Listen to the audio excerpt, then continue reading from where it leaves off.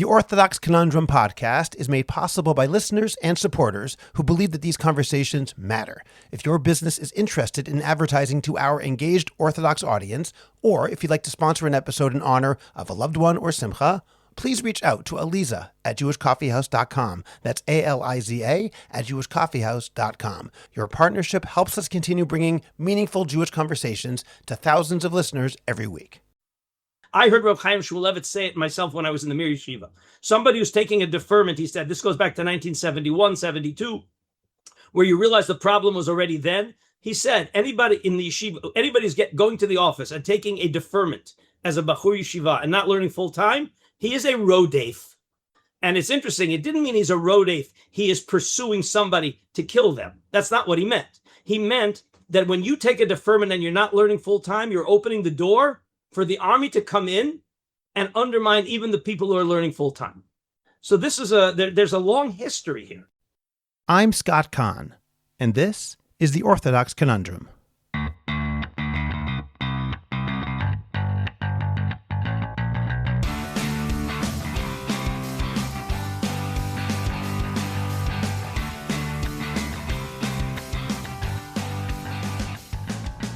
This is the Orthodox Conundrum on jewishcoffeehouse.com.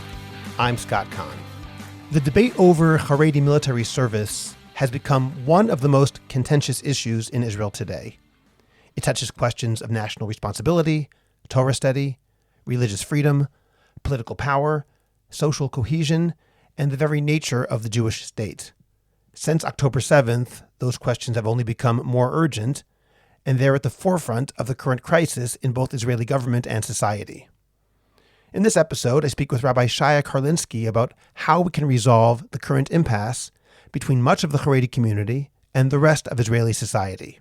We talked about the relationship between the Chareidi community and the IDF, the role of full-time Torah study in Israeli society, and what a workable long-term solution might look like. Rav Karlinsky argues that full-time Torah learners should continue receiving deferments. He very deliberately says they are not exemptions.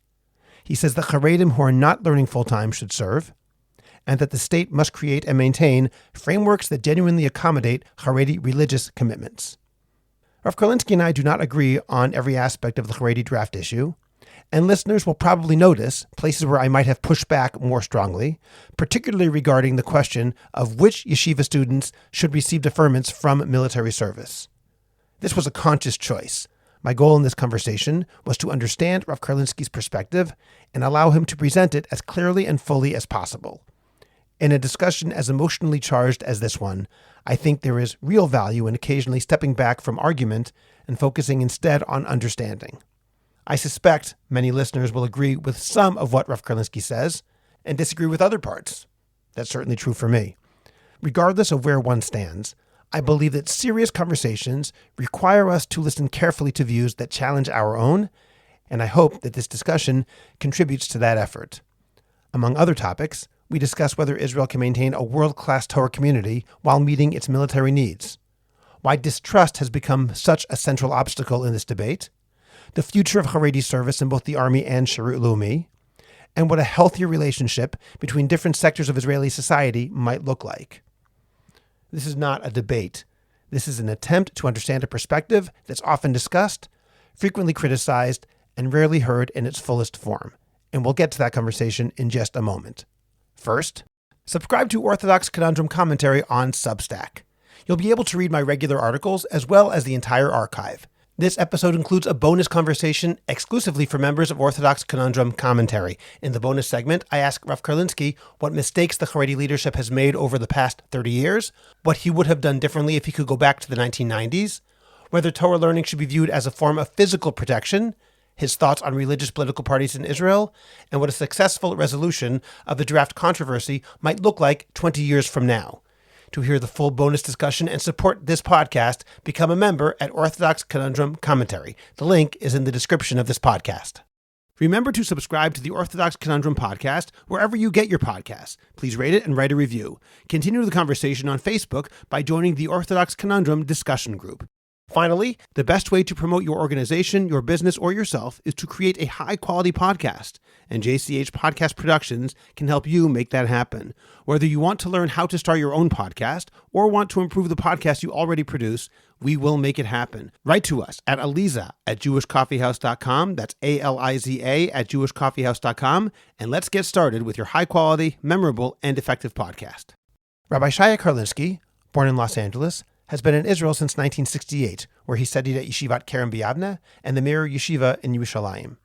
After receiving smicha from ITRI, he completed a master's degree in educational psychology at Philadelphia's Temple University. He returned to Israel in 1975, when he began teaching in the newly developing outreach yeshivot. In 1978, he was a co-founder of Yeshiva Darchei Noam Shapels. A women's division, Midreshet Rachel V'Chaya, was opened in 1983. Reflecting both his academic training and his motivational personality, Rav Karlinsky is dedicated to inspiring and training students to think critically and dynamically. Through the incisive way he penetrates and clarifies issues, questioning students and challenging them to question themselves, he has facilitated the Torah growth of over 4,000 men and women. Rav Shaya Karlinsky, thank you very much for joining me today on the Orthodox Conundrum podcast. A pleasure to be here and an honor. Over the past few weeks, Rav Karlinsky, the debate over drafting Chareidim has intensified, with attempts to pass legislation protecting exemptions, efforts to affirm Torah studies' centrality to the state of Israel through legislation in the Knesset, and of course, protests over the arrests of draft evaders. Given this background, I'd like you to tell us, what is your overall position regarding Chareidi military service? Well, let me start by saying this is not a new problem. I'm in the country for close to 60 years, and it was always on the radar screen. It intensified significantly about 15 years ago, around 2008, 2009, 2010. That's when it intensified. I'm going to give you the overview of the solution that anybody who wants to solve the problem understands has to be the contours of the solution. And we'll then talk about why that's not happening. Okay. The contours of the solution for anybody who really wants to solve it, and they're balanced and they understand the realities, the contours are very simple. All full-time learners have to be deferred as long as they're learning full-time. All non-learners have to serve in the army, and the army has to construct hermetically created Chareidi-friendly units. If that would happen, then I don't think there would be a problem. Why is it not happening? So first of all, it's not happening because of extremists. In the Chareidi world, they're saying no one is going to serve, not even non-learners. And in the secular world, and unfortunately that seeped into the religious Zionist world a little bit, everybody has to serve, even full-time learners. So when one group says no one's going to serve, and one group says everyone's going to serve, we know we have no solution. We know that nothing's going to be solved. No learners are going to go in the army, and no non-learners are going to go in the army. That's the result. Why is it not happening? So the polarization is what is really disturbing on both sides. You have Rosh Yeshivas who are telling their guys no one is going to go in the army. And that's simply, a non-learner has no justification for not being in the army. However, and here's where the problem arises, and it's gotten much worse in the last few weeks, and you saw the evidence of the Rashi Yeshivot Hesder, and now even the Rashi Mechinot signing on a letter that we will not allow our students to serve in the tank force because they are demanding a mixed gender units in the tanks. They already had it in Totachim, and there are no Yeshiva Hesder guys in the Totchanim. This is all coming because of an order from Bagatz. That means the Supreme Court in Israel. The Supreme Court. One of the things a few years ago, and I was had firsthand information, where one of the leaders of the Chareidi world shifted positions a little bit, where originally he had told his Chavrei Knesset, the members of parliament, to negotiate with the army about how we can make it work. He pulled back his agreement. And the reason is, he said, I realize I'm not negotiating with the army. I'm negotiating with the Attorney General and the Supreme Court. And any agreement that I make with the army will be, he already saw what's coming, it will be overridden by the Supreme Court. So I don't have trust. Now, here's the problem of the ideal solution, the contours that I gave you for the ideal solution. All full-time learners deferred. All non-learners, even Chareidim, have to go in the army in Chareidi-friendly units. The distrust on both sides is one of the big stumbling blocks. The army does not trust the Rosh Yeshivas that they're not going to hide out non-learners. And the Rosh Yeshivas don't trust the army that they're actually going to maintain Chareidi-friendly units. And therefore, it becomes a spiritual danger. And again, this was a worry 3 months ago. And now, with the heads of the yeshivas of the Hesder and the heads of the Mechina, it becomes a real problem. If we go back in history a little bit, there were people who saw the handwriting on the wall, and they realized we've got to get Chareidim in the army. And the first one who saw it was Rav Yoel Schwartz, Zichrono Livracha, many years ago, and he created Nachal Chareidi. And then there was Netzach Yehuda, and then there was a Rav Raivitz who created Shachar Kachol in the Air Force. And these were great programs. And Chareidim, who were not full-time learners, were enlisting. And one by one, the programs fell apart because the army did not live up to their commitments. Shachar Kachol was a great one. And Rav Ravitz resigned and closed it down because they made the Shachar Kachol participants join entertainment programs with women singers. Now, again, I'm not going into what it is or not. A Chareidi will not be in a program with a woman singer, and therefore the program closed down. So there's a lot of evidence for the Chareidim to be worried that the army now is, again, you have the units that are happening now, Chashmonaim, etc. There's a worry that they're going to suck all of them in, and then all of a sudden they're going to change the rules. On the other hand, the army has a very strong case for giving deferments to people who are not learning full-time. And unfortunately, the words of Rav Shach and Rav Chaim Shmulevitz, I heard Rav Chaim Shmulevitz say it myself when I was in the Mir Yeshiva.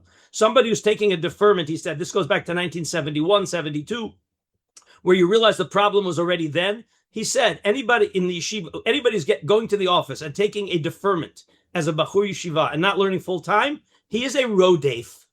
And it's interesting, it didn't mean he's a rodef. He is pursuing somebody to kill them. That's not what he meant. He meant that when you take a deferment and you're not learning full-time, you're opening the door for the army to come in and undermine even the people who are learning full-time. So this is there's a long history here. Can I ask a couple questions before you move forward? I just want to clarify a few things before we move forward. So the first thing is I want to just understand exactly what you mean. When you say full-time, by full-time, I think it means 3 sedarim a day. Do you agree with that? For a bacher, 3 sedarim a day, and for an avrech, 2 sedarim a day. Okay. And another thing I want to ask is when you say that the extremists on both sides are ruining it for everybody, I can agree with that. One of the problems I've had, however, is that some of the positions that might have been in the days of Rav Chaim Shmulevitz associated with extremists, such as if you're not learning full time, then you're a rodef. We now see mainstream people in the Chareidi world, both in the Chareidi parties and in the yeshivas, who are espousing exactly that, saying not one Chareidi will enlist. I'm not talking about people in Torah Karta. I'm talking about people who are standard bearers for the main Chareidi parties like Gimel. Okay. So first of all, when you talk about mainstream, etc., you're probably being nourished by media that does misrepresent it a little bit. There's no question that when people go one-on-one to the Gedolim and there's a situation. Years ago, I was in London and I meet somebody from Bnei Brak. And we start talking, we're sitting at a Shabbos table, and he had like 10 kids, and every single one of the 10 kids, he's a real Chareidi, all 10 kids went into the army. And he said, what? I went to Reb Leib Steinman with a story each time, and he accepted me to the Chareidi-friendly units. You go today, and they're still on a one-on-one basis recommending the possibility of going in. Publicly, they're not saying it. Again, it comes back to the idea of not trust. We're going to say that they shouldn't, and then the army's going to take them, and they're worried. It's a fear, and it's a lack of trust. Then let me ask another question, though, just so I understand better. From your perspective, what would be the reason that yeshiva students who are full-time, however that's defined, should receive exemptions? Meaning, if you were to explain it to a non-Chareidi person, what would be the reason that that should happen? Okay, first of all, let's not use the word exemption, and we never use that word, again, until they created a political storm to try to make them look bad. It was always deferments. Okay. It was not an exemption. It was a deferment. As long as you're learning full-time, you are deferred because, first of all, Israel became the Torah center of the world only after they started expanding the deferments for yeshiva bachrim. It was only in 1980 that the center of the Torah world moved from America to Israel, and it was because of the increased number of deferments that expanded the ability for full-time learners. Israel needs full-time learners because it's the Torah center of the world. Now, you have 50% of the Chareidi world that's not learning full-time. That is more than enough to provide the army with everything that it needs. When they misquote the Gemara, it's a quoted Gemara and it's taken out of context. Milchemes mitzvah, even chasa mechupasa v'kala mechupasa. So it happens to be that they didn't stand at the wedding halls. And as soon as the chassan got married, they pulled him into the army. It means when it's necessary for milchemet mitzvah, and we don't have any ability to wage the war without it, you could even take them. That's the last resort. As long as you have thousands of deferments of secular kids in Herzliya and thousands of Chareidim who are not working, I lump them together, and in a minute we'll see really the hypocrisy here. But the full-time learners, we need a core.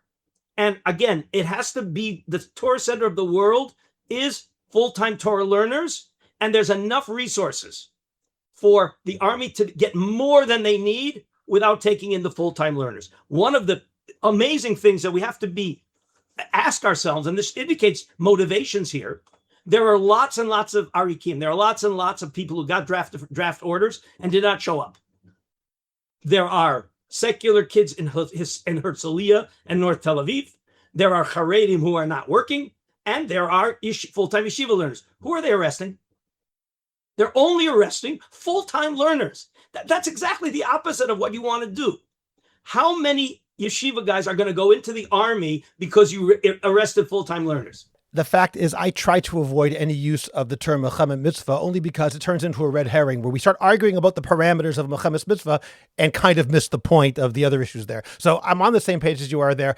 I don't know how we determine how many is enough. If, for example, those who are not learning would suddenly start learning, would they get an exemption too? Meaning, I don't think, I'm sorry for interrupting, you don't have to worry about that. That's not going to happen. The army has enough resources, okay, where they can fill everything they need. But there's another problem that arose, and this is what the Hezbollah Yeshiva Rosh Yeshivas are crying about, is that the army has shifted from a focus of winning wars to becoming a progressive ideology by bringing women into the army in every field.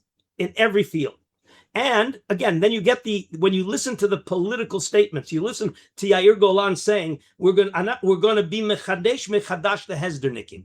The army is going to be what it used to be when in Ben Gurion's day, the army it became a melting pot. They're bringing in all these people from all over the world. The army became a melting pot.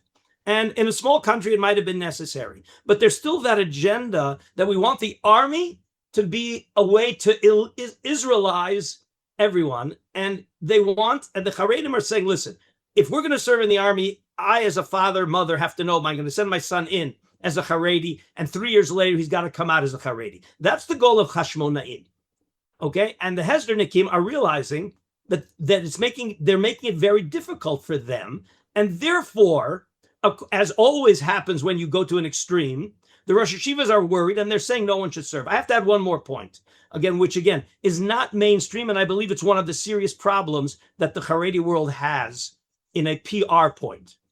When a Rosh Yeshiva stands up and says, we don't have to have Hakarat HaTov for soldiers, what he just did is he gave ammunition to the secular people to just, let's draft everybody, because they don't even appreciate what we're doing. And I think that's a major problem on a religious level too, not just a PR level. Oh, absolutely. Again, we heard from Chaim Shmulevitz that you have to have Hakarat HaTov even when the motivation is against you. I'm not going to go into the Torah, but he had a shmuz where the motivation was negative against you, but he turned out good, you owe Hakarat HaTov. These are soldiers who are Moser Nefesh. And the fact that there's even one Rosh Yeshiva who could stand up and publicly say, we don't have to have Hakarat HaTov for the soldiers, that is a stain on the yeshiva world, And unfortunately, there is a little bit of an atmosphere there in some yeshivas. There are other yeshivas that if you go to a demonstration, you have to leave the yeshiva. And maybe we'll talk about the demonstrations in a few minutes, because that's a whole nother topic. I mean, demonstrations against Chareidi Giyus. The demonstrations of the Chareidim against Giyus. Going into the army. Yes, Okay. That's a new phenomenon also. And we have to know where that came from. And certainly we don't want to get into this now, but there's a well-known Rosh Yeshiva who said, when asked if the students should daven for the soldiers, I don't know if he concluded yes or no, but he questioned it because he said it might make them look like heroes on some level. And to me, aside from the fact that, yes, they are heroes, they're putting their lives on for Am Yisrael, but apart from that, doesn't that question the validity of tefillah? Does he not believe in the power of prayer? So again, luckily, it is a fringe, but the media loves to highlight the fringe and make it sound like this is all the Chareidi world. I know that firsthand. It is fringe. It's not the Chareidi attitude. The attitude of no hacharat hatov to the soldiers, again, that's not mainstream. But the fact that it could even exist it indicates that there's a big problem here. I want to ask about the hermetically sealed units. And what I mean by that is, you mentioned, for example, Yair Golan, who's the head of the party, which is called the Democrats, essentially Meretz and Labor, this new merged left-wing party. And yes, that attempt to assimilate religious Jews into broader Israeli population is something which happened in Ben Gurion's time. And that's certainly true. And a lot of times I say, when people say, oh, we don't want that, I say, come on, you're fighting a fight that happened 70 years ago. The army is different today. And in some ways, the army is very different. You're suggesting, Rav Karlinsky, that it's going back in that direction, primarily because of Bagatz and the Attorney General, but also because of people like Yair Golan. On the other hand, Yair Golan is, at this point, a fringe party. He is not going to be the next prime minister in any world that I live in. And the fact is, right now, many people, again, you might say it's fringe, but this line that there's a war against the Torah world by the army, the government right now has more people wearing kippot than not. It's very difficult for people outside of the Chareidi world, people who are looking at this, to take lines like that seriously and say, okay, we're worried about using the army as a progressive tool in order to undo Chareidim. I think most people, however, even though Yair Golan might think that, the vast majority of people in the government or the IDF just want more soldiers. Okay. So a couple of things to say about that. First of all, there's a phrase. Okay, watch what I do, not what I say.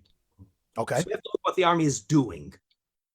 And whether they want to or not, and again, we can have a machloket whether they want to or not, whether the people educated in the Wexner Foundation who became high up in the army, whether they really believe in it ideologically or they're only doing it because they're forced by bagas. But at the end of the day, they are bringing women into situations where a religious soldier cannot be there.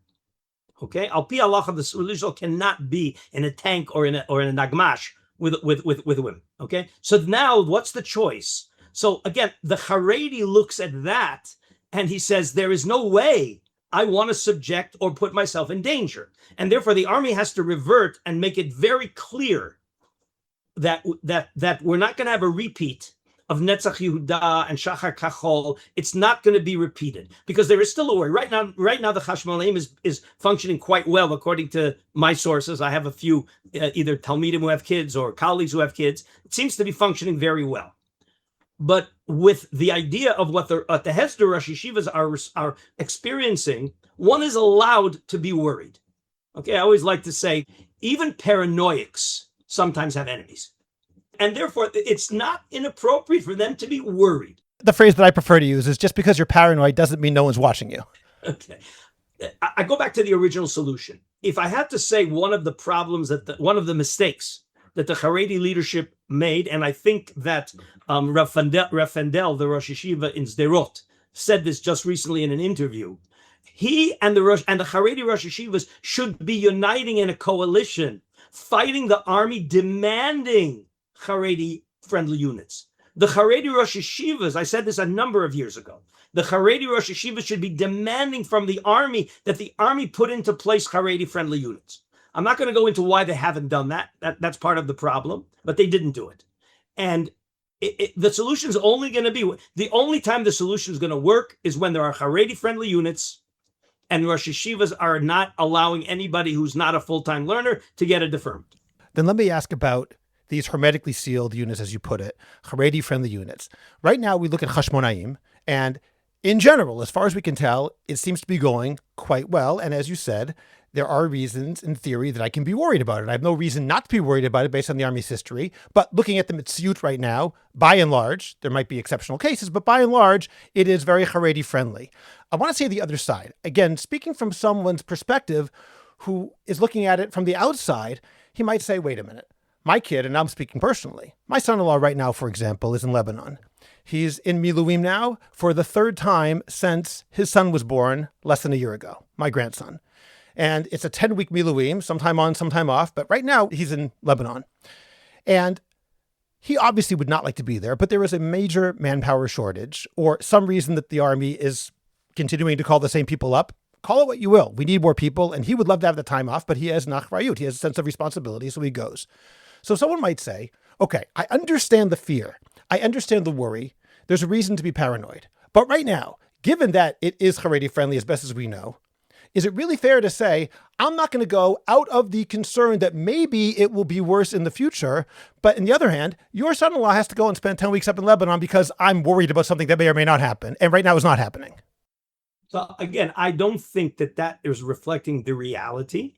I think that there is a pushback. In other words, when they arrest 10 full-time learners, when there are 1,000 arikim in other communities, and they arrest 10 full-time learners. Arikim means deserters. That they didn't show up there. You are motivating the Chareidim to say we are going to protest. It's a protest. When you go back to the rise, and there was a rise in about 7 or 8 years ago. There was a slow rise in the Chareidi enlistment, and all of a sudden that what's it called, Memshelet Shinui. Yair Lapid and Bennett, Yair and Bennett, they came in draconian demands, and all of a sudden the Chareidi enlistment dropped. There is a reaction, okay, and the working Chareidim, they have to be brought in. Why are we not focusing on the working Chareidim? Why are we not focusing on those who get deferments in Herzliya from all kinds of fictitious reasons? You want to go further? Why is your son-in-law in Lebanon while there's an army radio station? And again, I'm not going to go into the politics of how bad the army radio station is. Why do we need an army radio station in a media world like today? And that's a nice, cushy job for people who don't want to go into Lebanon. And all of a sudden, you're saying, yes, so we're going to take the Chareidim. And now, of course, you got to realize there's another problem. Can you imagine the army? Okay, we're going to go into Panovich Yeshiva, we're going to go into Chevron Yeshiva, and we're going to take 50 guys who don't want to be there, they want to be learning, and we're going to force them into uniform and hand them a gun. That's not going to solve the problem. We realize, and here where we get into the real problem, we are in a political situation. The problem is political. It's not about values, it's about politics. And if you trace when the problems started when they were trying to get Netanyahu down. And they started with the judicial reform, and once that fell, all of a sudden now it's the war in Gaza, and all of a sudden we're demonstrating against Netanyahu because of the Chatufim. All right, and then all the Chatufim are gone, and all of a sudden now we wake up to say, okay, well, what new demonstration can we have? And the demonstration now is about Chareidim in the army, and it gets worse. Anybody who wants to get a little bit of a background should Google the name Ayelet HaShachar Seidov. She bragged there are videos of her internally, videos bragging that she was very involved in the Kaplan demonstrations against the government. And when that stopped, she shifted and used the exact same tactics to get Chareidim to start demonstrating. There's money. She was funding. Where did all that money come from these Chareidi demonstrations? We never saw these violent demonstrations. If you look at the Chareidi demonstrations, it's exactly like Kaplan, but obviously from an opposite political perspective. Where did all that money come from for those those posters are expensive. The buses are expensive. Where did all that money come from? Where did the idea, namut v'lo nitgayes, we would rather die than go in the army? That is the most ridiculous thing in the world. The Rosh Yeshivas didn't make that up. PR guys made that up to create havoc. And she admits it on videos that they succeeded in creating havoc within the Chareidi world. So we've got to realize that we've got to insulate ourselves a little bit from the static that's going on around and focus on the issue. The issue is, yes, we need more manpower. How is the army going to do that? And if the army says, well, we would rather have progressive feminist ideology in place than more manpower, they will not have more manpower. Okay, let's talk about manpower and let's move away from what the army might do. Let's assume for a moment that units like Chashmonaim continue to be made and they actually work. Let's assume that happens. The question is this. When you say that walking into Painovich and grabbing 50 students there and bringing them to the army won't work, I agree. They'll be terrible soldiers. The problem is that many of the people who are in the Chareidi world, who have been brought up with a very strong anti-army ideology, culturally and politically and practically and religiously, even if they're not learning, even if they're working somewhere, they're going to not be good soldiers either. We haven't really solved anything because those people also don't want it. So the question is, how do we overcome this cultural reticence, which has been established in the Chareidi world that even non-learners, namut v'lo nikayes, none of us are going to go to the army. No, wait. Namut v'lo nitgayes, that was done by yeshiva bachur. I don't know if they were learning yeshiva bachur. Okay. That's exactly my point. Right. They have time to go to demonstrations. Let me rephrase your question. And then you'll see when I rephrase the question that it's a realistically unanswerable question. You want the silver bullet that within 6 months, the whole mentality of the Chareidi world is going to change. There ain't no. I'm not really asking for that. I know that won't change. I'm wondering how it can change long term. I understand it's not going to happen right away. I can tell you how it won't change long term. It won't change long term by bringing women into combat units and not living up to your commitments to the Chareidi soldiers. It will change as time goes on, because the Chareidim who don't learn understand that there can be a lot of value in serving in the army. First of all, you've got already hundreds. Every time there's a giyus, you have hundreds. In theory, there could be thousands. The opposition. Listen to the ridiculous thing. If there would be a chok giyus 2 years ago, you would probably have 5,000 to 10,000 more Chareidi soldiers in the army. So who is opposing the chok giyus? Well, part of the chok giyus was being opposed by the left wing. And they're saying, no, this chok giyus, it's not a chok giyus. And here's the mentality, here's the brainwashing of the media. This isn't a chok giyus. This is a chok hishtamtut.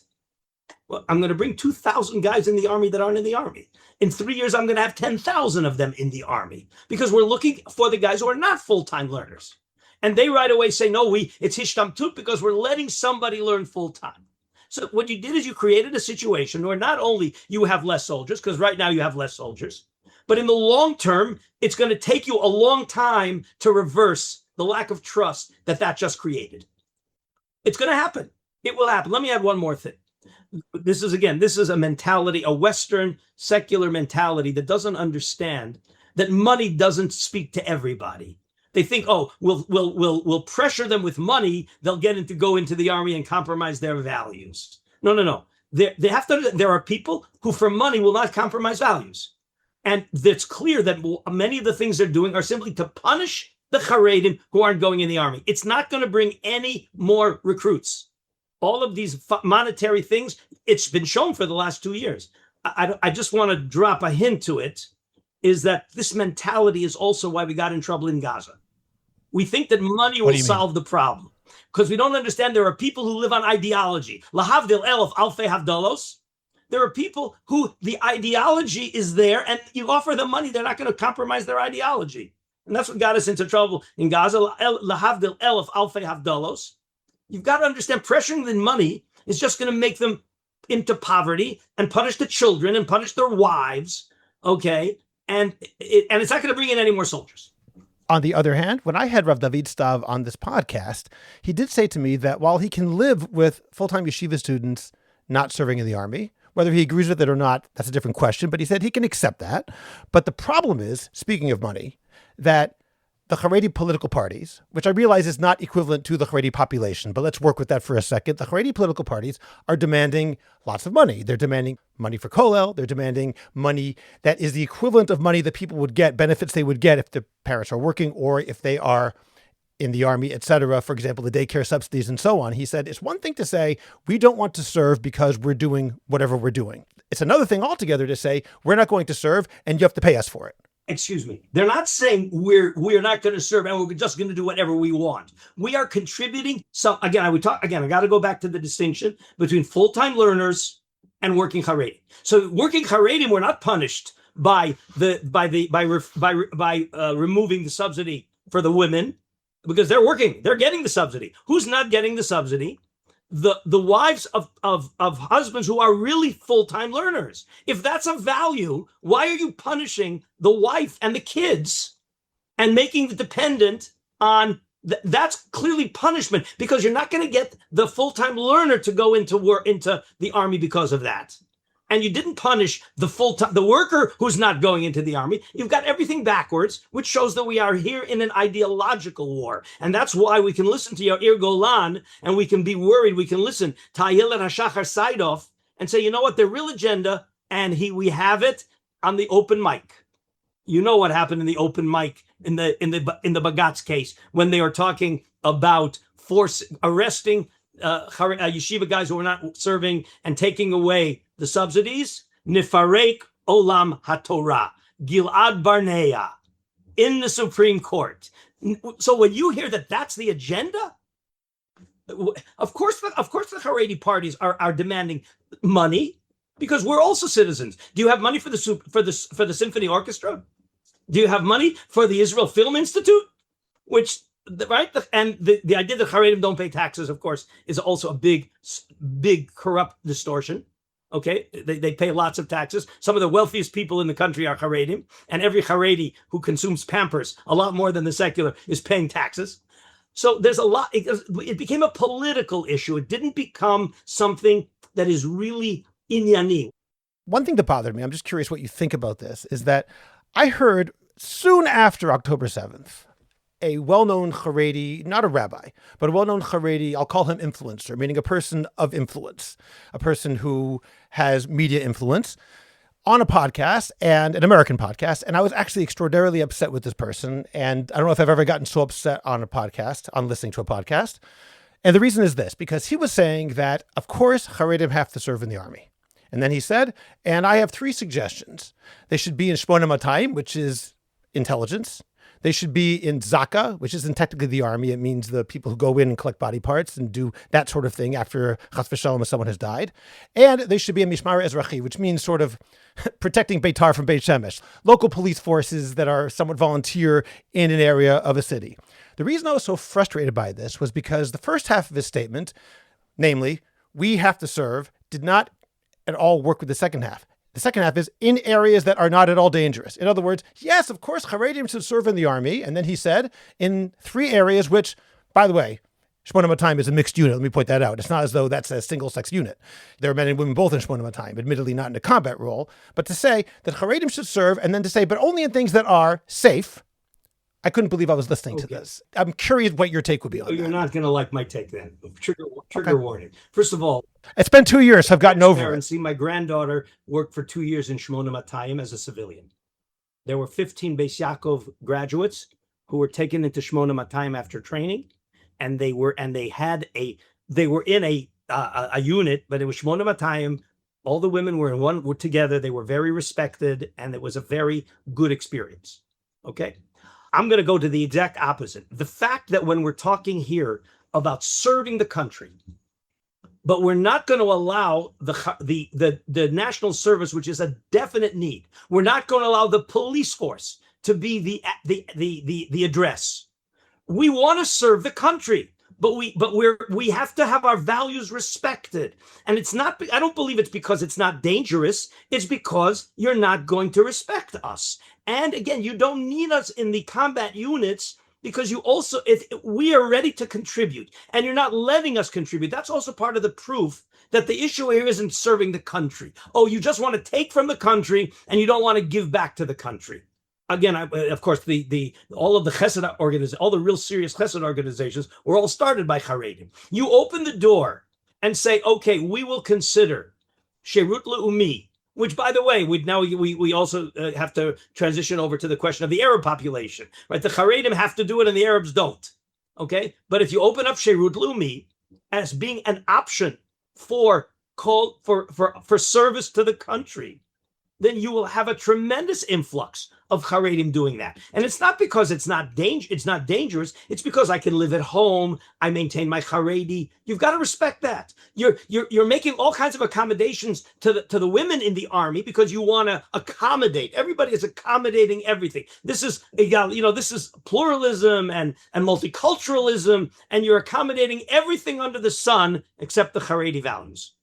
That's the problem. And I think the fact that the Yoamashit went in, the army was ready, the army and the politicians were ready to say, you know what, we will also count Sherut Leumi as service because the company needs the Sherut Leumi. And the Yoamashit comes in, the Attorney General comes in and says, no, only combat service.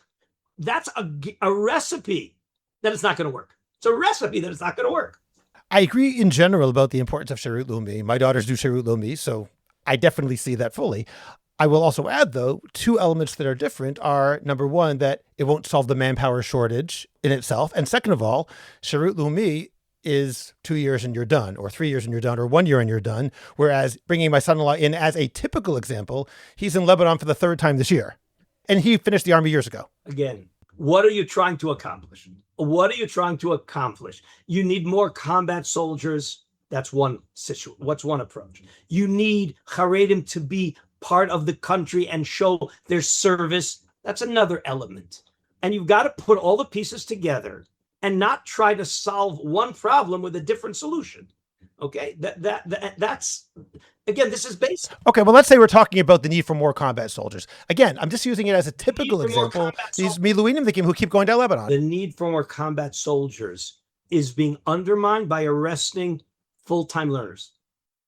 That's all. Very simple. You have Chareidim who are working. Why aren't you calling them in and saying you have no deferment, you have no reason not to be in the army, we're signing you up for the army? By the way, and this is another point which I think is not mentioned enough, there's no such thing as a combat soldier going into combat by force. To join a combat unit, you have to want to join the combat unit. I'll tell you why I feel it's dubious. Only because my son, for example, he's graduating from a course Kasinim next week.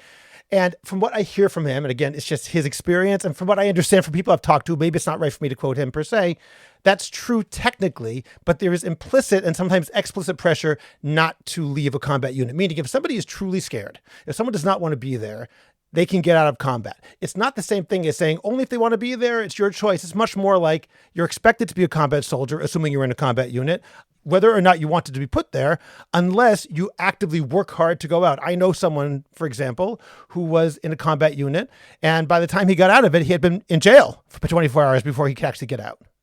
Okay, I don't know the answer, but I do know, again, I'm not an army expert, and I know that if they got rid of all... And neither am I. If they got rid of all of the political agendas and only were focused on winning wars, you would make sure you only had motivated combat soldiers. And they're there. Okay, they're there, but the minute you put women in the tanks with the motivated combat soldiers, you just lost them.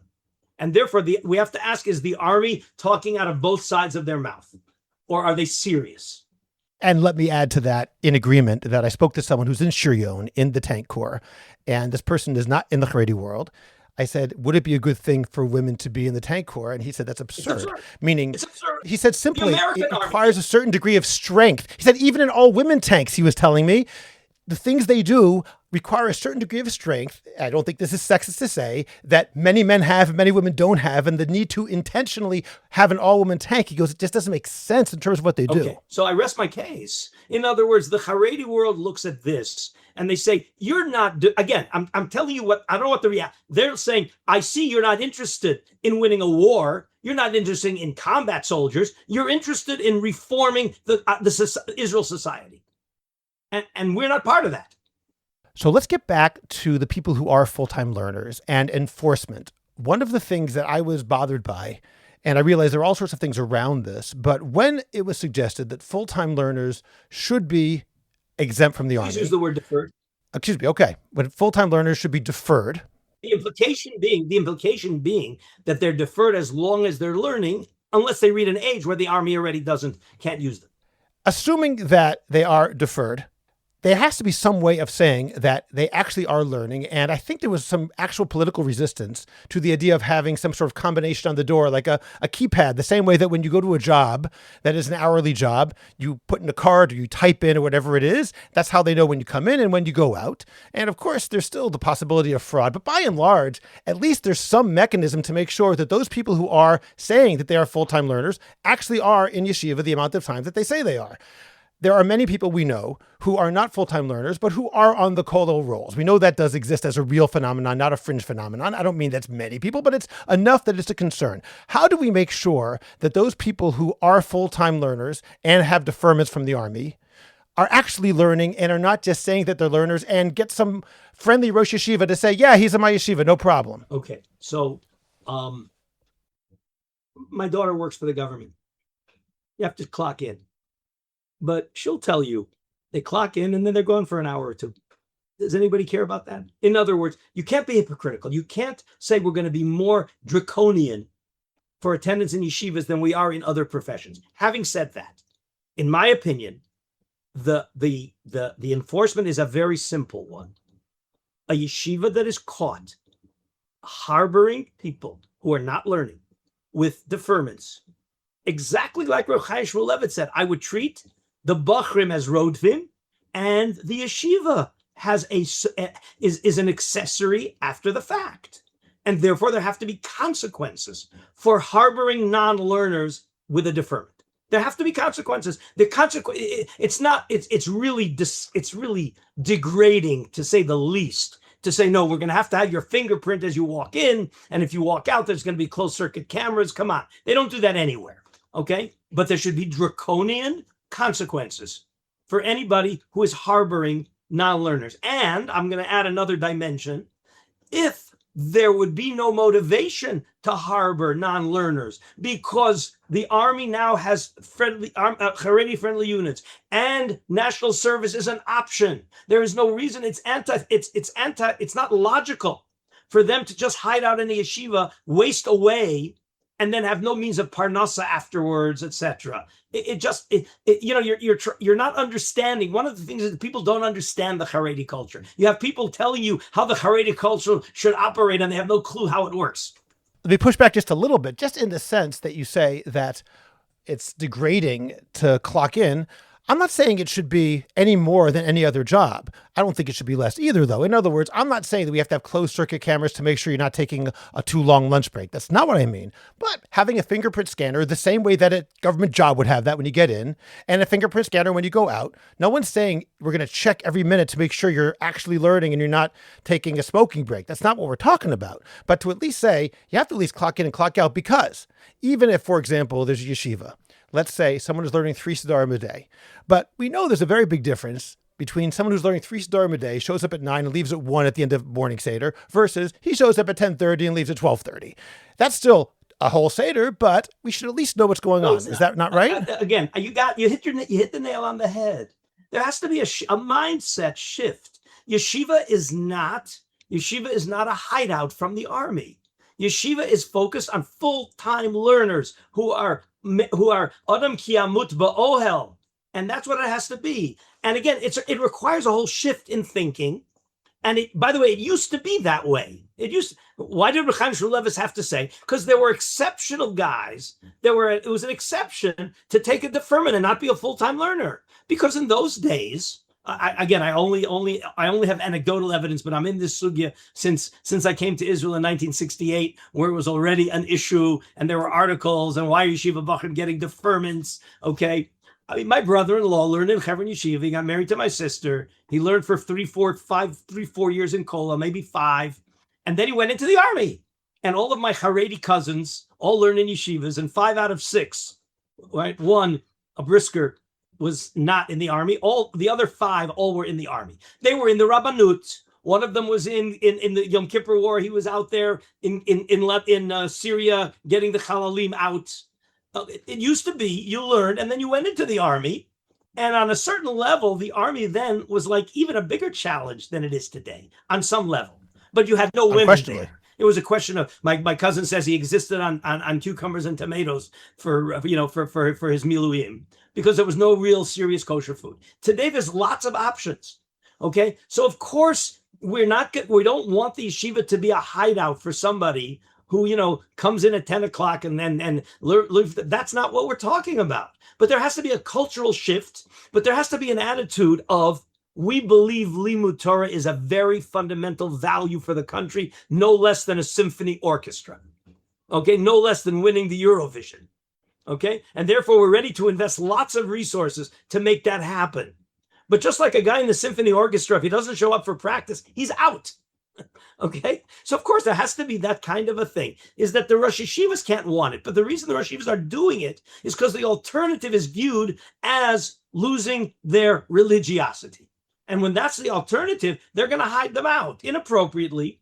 But again, everything has to change here. I agree with you. Everything has to change. I think Rav Karlinsky, on some level, I'm despairing of the possibility of the cultural change. Maybe, and I hope you'll tell me that I'm wrong, I'll give a classic example, which has happened in cases that I know of, where more than one, where after October 7th, someone who was learning in a Chareidi yeshiva went to his Rosh Yeshiva. This is something which I know personally, not that it's not hearsay. And he said, I feel this achrayut, I have to go and serve. In Chashmonaim, or one of the serious units like that.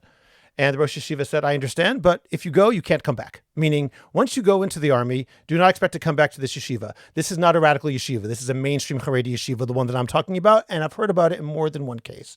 So the question is, regardless of what one thinks about that Rosh Yeshiva's position over here, this is so far from what you're talking about, so far away from a friendly relationship with the army, even an army that will hopefully be more accommodating to Chareidi concerns.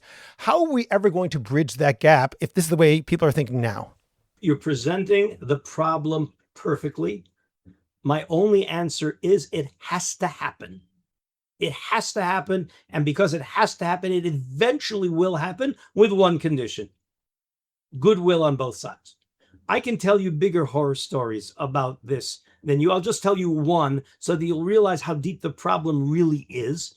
I was listening on the radio to a guy talking about how code. You're not allowed to go into code. Code is the computer system, right? And he told a story about a kid who was in code, and because his parents wouldn't let him back in the house, code has to send him and house him in a hotel, and bad things happen. He's sitting in a hotel for a month. You can imagine bad stuff happened. So what are they doing? They're blaming it on code. Instead of saying, wait a minute, a parent doesn't let a kid back in the house because he went into code. That's the problem.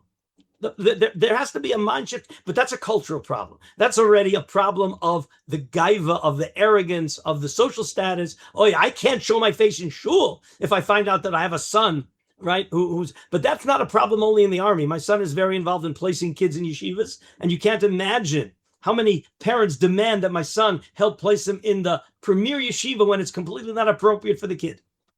So the Chareidi mentality certainly has to change. And Reb Leib Shteinman was screaming about that. Reb Leib Shteinman was screaming about the fact all of these decisions are being made because of gaiva, because of arrogance, because of social status. So these are all interfaced and interrelated to the Chareidi society. So it's again, because it's not a normal, natural thing, it's going to have to change. There's going to be a lot of pain, and it's going to hurt, and I'm not sure what it's going to last, but I can guarantee you the politicians that are getting involved, and unfortunately the religious Zionist politicians that got involved in a way that I believe, if you listen to Ayelet HaShachar Saidoff, she says, I had a great hand in that. I started funding all of these alonim and all of these posters to try to rumpus the Dati Leumi world against the Chareidim.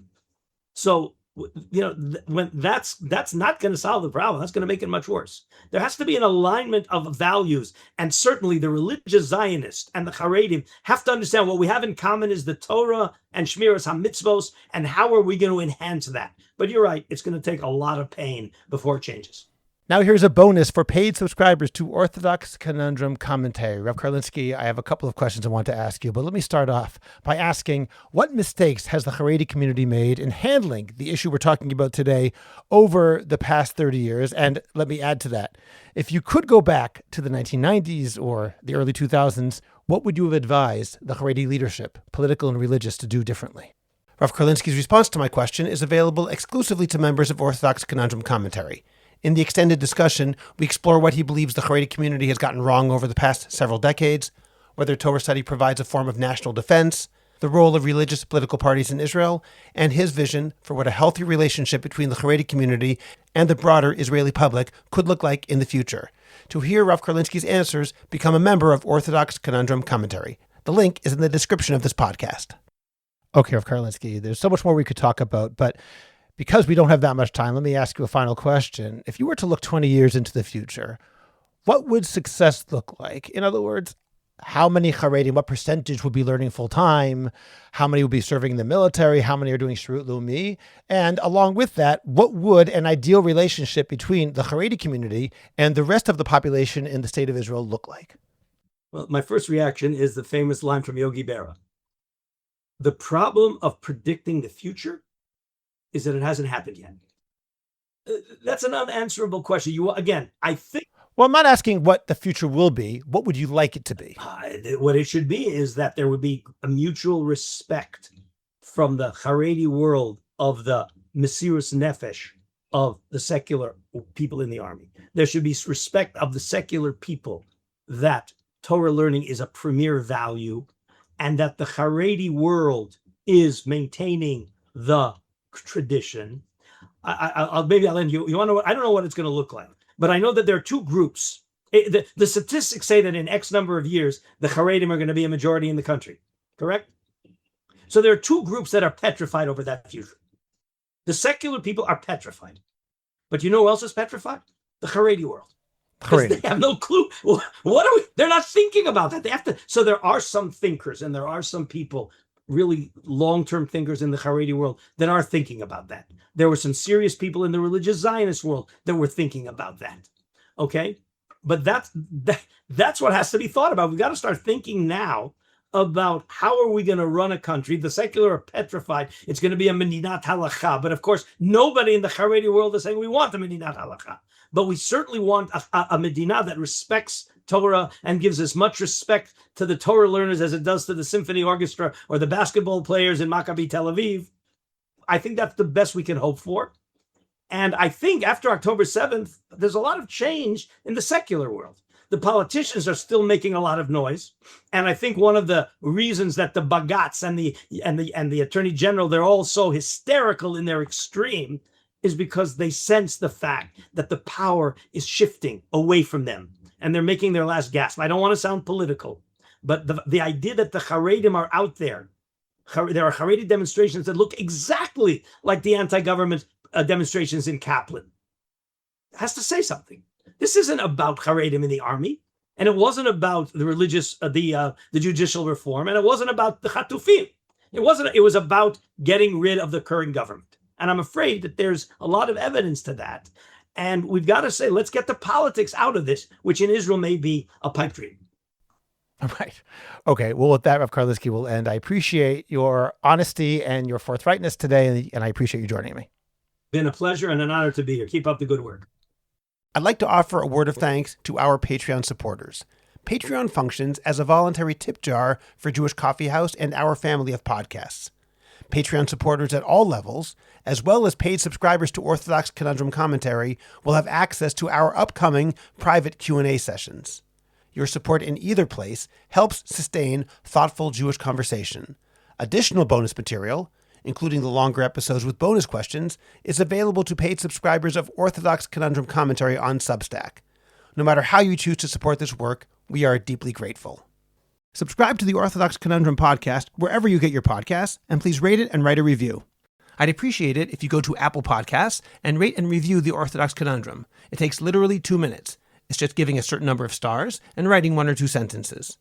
Please like the Orthodox Conundrum podcast on Facebook and join our growing Facebook group, the Orthodox Conundrum Discussion Group, where you can feel free to discuss issues in Orthodoxy in an honest and friendly environment. Subscribe to my Substack, Orthodox Conundrum Commentary. Check out the link in the description of this podcast to get your free subscription today. Finally, do you have a message that needs to get out? Do you want to promote your business, your organization, or your cause? The best way is by producing a podcast, and Jewish Coffee House can make it happen. I have experience producing hundreds of podcasts, both for myself and for satisfied clients. Whether you want to learn everything you need in one day, or relax and record and let me do the heavy lifting, Jewish Coffee House Productions will work with you to make it happen and make it even better than you imagined. Let me help you today. Write to us at aliza@jewishcoffeehouse.com. That's ALIZA @jewishcoffeehouse.com. And let's get started with your high-quality, memorable, and effective podcast. I'm Scott Kahn. This has been the Orthodox Conundrum on jewishcoffeehouse.com.